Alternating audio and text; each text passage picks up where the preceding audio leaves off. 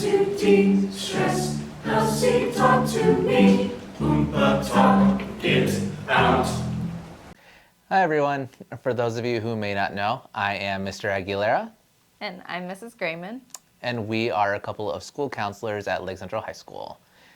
So today we're kind of going to talk about ways that you can de-stress, especially the closer we get to finals time. Things are likely to build, and so these are going to be some kind of tips and tricks that you can use to kind of like help yourself during that time, especially as it pertains to talking about the way that you feel.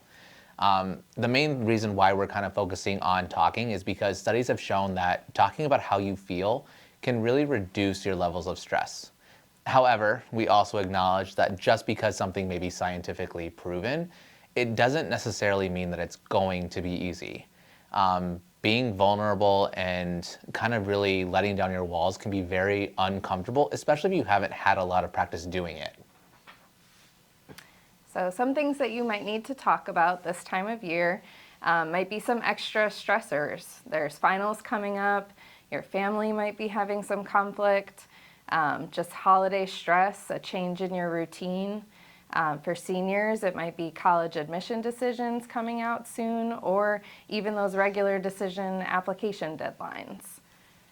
So how do we go about this tip? How do we talk it out? Well, it's simple. You just talk. But one place to start is by kind of telling other people exactly what it is you need.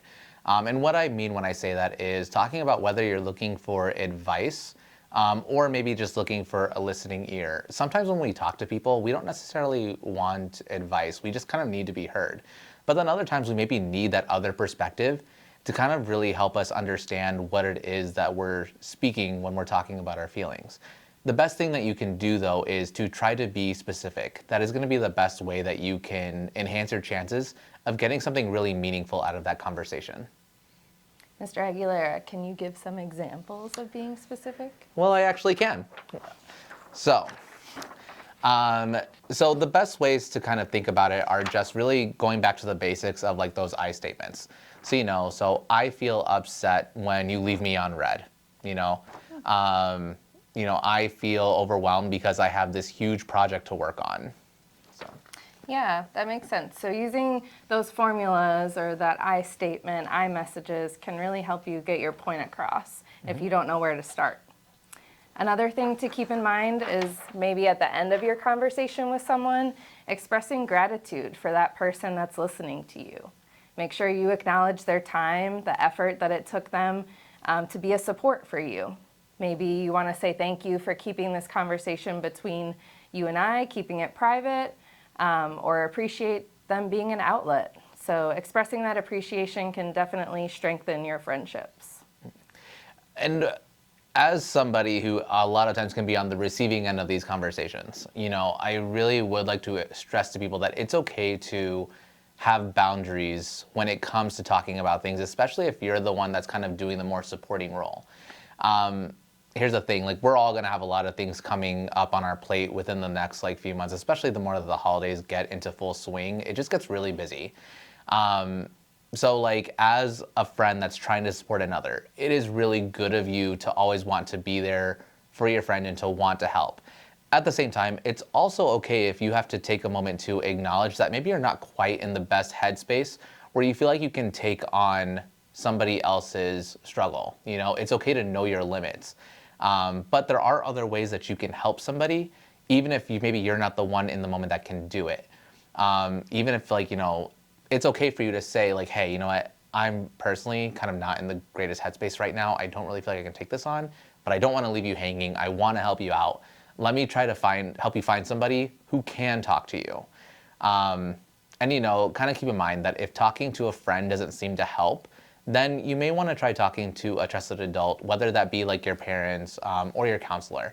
Sometimes having that outside perspective can really be what you need to get a good view on whatever it is that you're dealing with.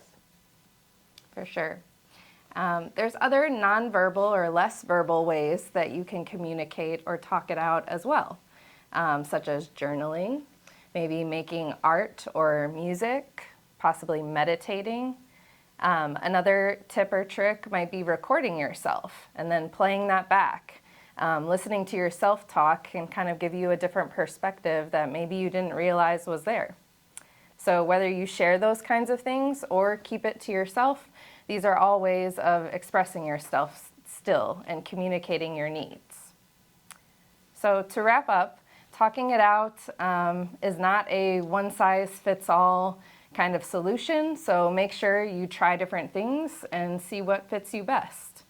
And don't be discouraged if it takes some time for talking to really work on de-stressing you. One conversation might not be enough, but maybe several conversations you start to feel the effects of the de-stressing taking place. And also keep in mind that like if your stress is persisting for a long time, you may really want to stop and consider like rebalancing some of those obligations that you have in your life. You know, I know a lot of you guys like love to work, you love to make money. I do too, don't get me wrong, especially these holidays coming up. I need it. I got presents to buy. But at the same time, where you can, like if you work in a job where you don't have to work 30 hours, you can maybe cut it back down to 20, then maybe consider doing that. You know, sometimes we tend to overcommit ourselves, and that just kind of burns us out and really adds to the stress. And also, don't be afraid to talk to your parents or other trusted adult. I know sometimes people have the worry that like, oh my gosh, they're not going to understand, or they're going to react in a way that maybe isn't helpful.